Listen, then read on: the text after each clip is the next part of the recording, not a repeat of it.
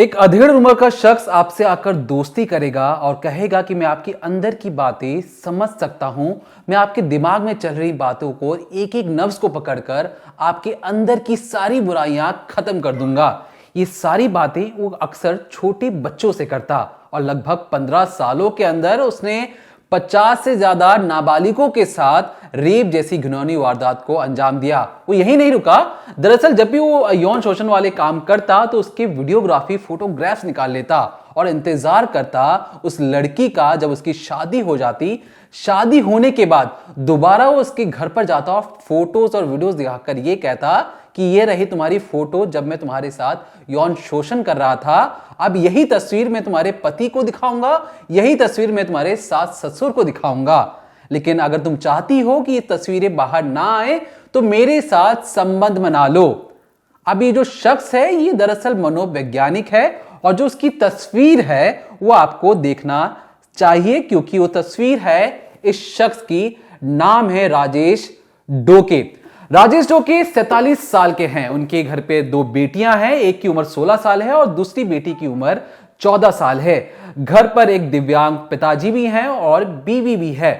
बावजूद इसके अपनी आदत से मजबूर राजेश एक तरीके से काउंसलिंग कैंप के नाम पर जो गरीब गांव होते थे वहां पर छोटे बच्चों को यह कहता कि मैं तुम्हें ट्रिप पे लेके जाऊंगा, मैं तुम्हारी काउंसलिंग करूंगा कि तुम्हें जीवन में किस तरीके का काम करना चाहिए, कहां नौकरी करनी चाहिए, तुम्हें जीवन में कैसे आगे बढ़ना है। अब ये सारी बातें बोलकर अक्सर गांव वालों को बहला फुसला कर वो धीरे से चुपचाप उनको ट्रिप पे ले जाता और ट्रिप पे ले जाने के बाद इसमें लड़के भी हैं, इसमें लड़कियां भी हैं जो नाबालिग हैं, उनके साथ वो आदतन यौन शोषण करता, उसकी वीडियोग्राफी बनाता ताकि वो उन्हें ब्लैकमेल कर सके।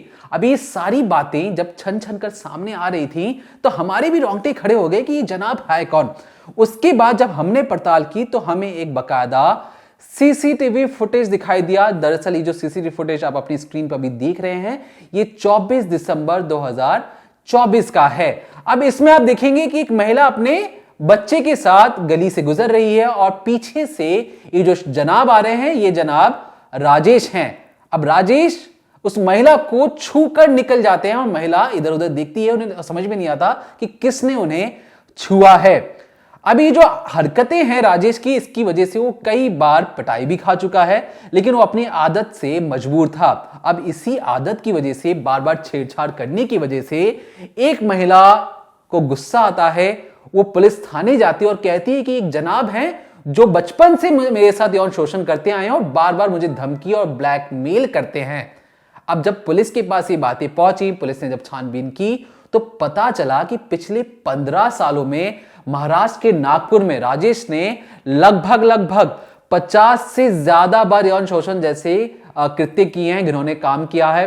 और हर बार ये इसे छुपाने की कोशिश भी करता था और सोचता था कि छोटे बच्चे हैं, छोटे बच्चे क्या किसी के सामने मुंह खोलेंगे। और इसी चीज का फायदा उठाकर उसने कई बार ऐसे कृत्य किए हैं जिससे पूरा समाज शर्मसार हुआ है।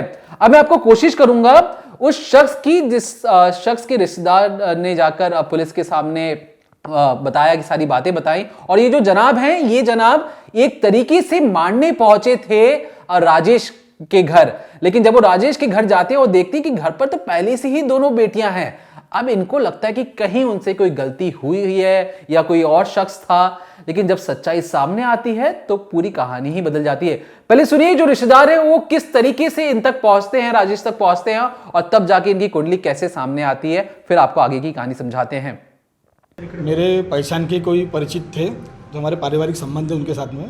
वो महिला अपनी बच्ची को लेकर स्कूल से यानी शाम को ट्यूशन से लेके आ रही थी, तो आरोपी राजेश ढोके इसने उस महिला के बैक साइड पे टच करके भाग गया वो। और भगवान की दया से हमको उसका सीसीटीवी फुटेज मिला तो उसकी हमने कंप्लेंट की है और उसके बारे में हमने जब डिटेल में जानकारी निकाले तो 2001 में गांधीबाग पुलिस स्टेशन अंतर्गत उसके ऊपर पोस्को अंतर्गत भी गुना दाखिल हुआ था और इससे पहले उसको 6 महीने पहले पब्लिक धुलाई भी हो चुकी है। तो हमें ऐसा मालूम पड़ा कि इसने इस प्रकार के बहुत से कृत्य किया हुआ है और ये मानसिक रीत्या कुछ ना कुछ ऐसा लगता है कि उसको महिलाओं को और नाबालिग लड़कियों को छेड़ने का कुछ ज़्यादा शौक होगा। जब हम उसके घर पे गए, मैं खुद गया था उसके घर में, मैं तो उसको मारने के हिसाब से गया था सर, कि ऐसे किसी महिला से छेड़खानी नहीं करना चाहिए। तो उसके घर में उसके पिताजी हैंडीकैप थे, बेड के ऊपर बैठे हुए थे, उसके 2 लड़कियाँ हैं। मेरे ख्याल से एक लड़की 16 साल की है और एक लड़की 13-14 साल की है। तो उनको देख के मुझे 2 मिनट को ये भी डाउट हुआ कि ऐसा नहीं होना चाहिए, भगवान चाहे, हो सकता है ये आरोपी उनके साथ भी इस प्रकार की अश्लील हरकत करता हो। जो इंसान बस्ती में खुलेआम लोगों के साथ ऐसी हरकतें कर सकता तो घर में क्यों नहीं कर सकता। तो मुझे ऐसा लगता है कि इस बारे में हमने क्या किया, फिर हमने थोड़ी डिटेल निकाली। फिर हमारे जिला प्रमुख किशोर जी कुमेरिया हैं, मैंने उनके इस बारे में उनसे डिस्कस किया, तो वो हमें सीपी साहब के पास लेके गए। तो सीपी साहब ने इस मुद्दे को एकदम गहनता से लिए, उसको ऑर्डर दिए। उसको मुझे ख्याल से पीसीआर भी हुआ, हमने कोर्ट में खड़े वकील भी लगाया मैंने उसको। 2 दिन का 3 दिन का पीसीआर, बाद में एमसीआर के सेंट्रल जेल पास हो गया था। अभी वो कहाँ है वो पता नहीं उस बारे में। आपकी तहकीकात में क्या आया? जैसे आपने कहा कि इससे पहले भी 5 पोली में मामला दर्ज हुआ था, तो क्या वो किस प्रकार का सेंटर चलाता था, वहाँ पे किस प्रकार की महिलाएं आती थी? उस बारे में इतना पता नहीं, लेकिन बस्ती में मुझे ऐसा मालूम पड़ा था कि इसने 6-8 महीने पहले एक महिला से ऐसी छाती में हाथ लगा के भागा था, यानी महिलाओं के नाजुक अंग को। तो उसकी पब्लिक धुलाई थी बहुत जोर से। तो जब मैं जाके चौक पे बात किया कि एक स्प्लेंडर पे आदमी है, येलो कलर की टी-शर्ट पहन के, हेलमेट पहन के, तो उसने मुझे पता कि एक लड़का है, बोले एक आदमी है, मेरे ख्याल से 40 साल 40-45 साल उसकी उम्र है, ये ऐसी हरकत करता है बोले। इससे पहले इसकी हरकत हो चुकी है। फिर मैंने थोड़ी डिटेल निकाला तो उसका घर मुझे पाँचपौली में लाल दरवाजा के अंदर में घर पड़ा था। तो मैं उससे घर पे गया, फिर वहाँ से मैंने पुलिस स्टेशन में फ़ोन करके उसको अरेस्ट करने के लगाया।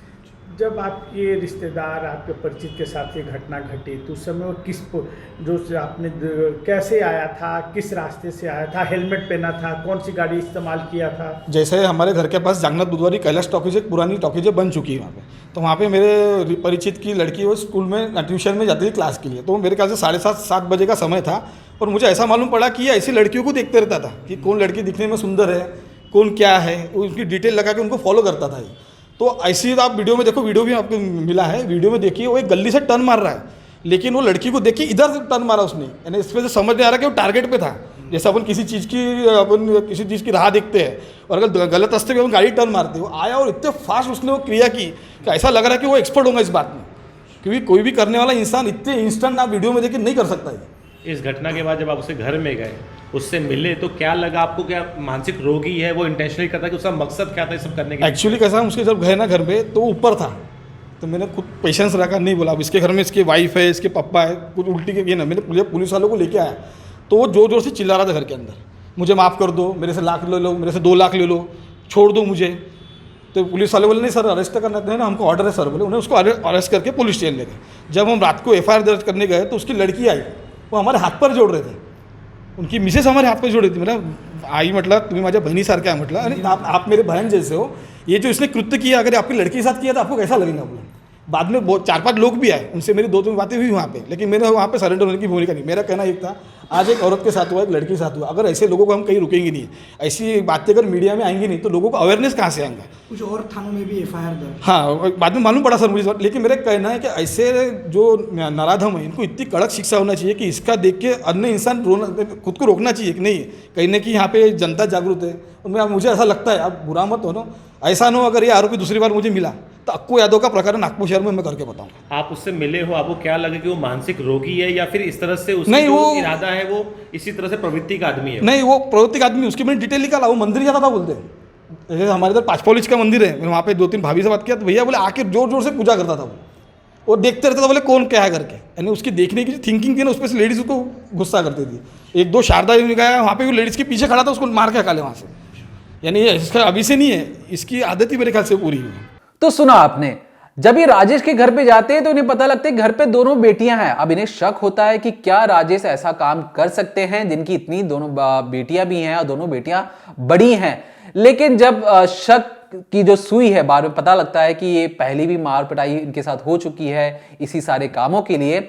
इसके बाद जब ये पुलिस के पास जाते हैं, जब पुलिस इसे गिरफ्तार करती है राजेश को, तब जाकर पूरी कुंडली सबके सामने आती है और पता चलता है कि राजेश एक आदतन अपराधी है। वो मजे के चक्कर में, मस्ती करने के चक्कर में उसे समझ में नहीं आया कि वो क्या कर रहा है और क्या चीज सही है, क्या चीज गलत है, और इसलिए उसने पिछले 15 सालों में गांव से लड़के लड़कियों को उठाकर, यहां तक कि कई शहरों में भी उसने लड़कियों को उठाकर, लड़कों को उठाकर उनके साथ यौन संबंध बनाए। उसके बाद उसकी वीडियोग्राफी की और तब तक ब्लैकमेल किया जब तक उनकी शादी नहीं हो गई। एक बार शादी हो गई, उसके बाद भी, शादी के बाद भी इसने वीडियो दिखाकर उनसे यह कहा कि मेरे साथ संबंध बनाओ, नहीं तो ये तुम्हारी जो वीडियो है ये मैं तुम्हारे सास ससुर और पति को दिखा दूंगा, उसके बाद तुम्हारी शादी टूट जाएगी, ये जो हंसता खेलता परिवार है ये बिखर जाएगा। डर के मारे महिलाएं इसके साथ संबंध बना लेती थी, लेकिन जब पाप का घड़ा भरता है तो एक ना एक दिन फूटता है, और 15 साल लग गए इस पाप के घड़े को भरने में, और तब जाकर राजेश जैसा एक आदतन अपराधी पकड़ा जाता है। समाज में ऐसे कितने ही शैतान बैठे होते हैं जो इंतजार में हैं कि कौन उन्हें पकड़कर गला दबाकर उन्हें खींचकर बाहर लाएगा, क्योंकि ऐसे जो शैतान हैं वो समाज के बीच में रहकर किसी दीमक की तरह हमारे पूरे समाज को खोखला करते हैं, और ये बताते हैं कि हमारे समाज में ऐसे लोगों के खिलाफ सख्त से सख्त कार्रवाई होनी चाहिए, ताकि एक नजीर पेश हो, ताकि जो दूसरे अपराधी हैं, जितने भी क्रिमिनल्स हैं जो ऐसे कृत्य करते हैं, चाहे छेड़छाड़ का ही क्यों ना करते हो, वो इस चीज को देखकर डरें और समझें कि हर जगह कोई हर बार चुप नहीं बैठेगा, आवाज उठाएगा, और जब आवाज उठेगी तो आप एक ना एक दिन पकड़े जाएंगे। तो इस पूरे मामले में जो भी नए अपडेट्स आएंगे हम आप तक पहुंचाते रहेंगे। तब तक देखते रहिए क्राइम तक।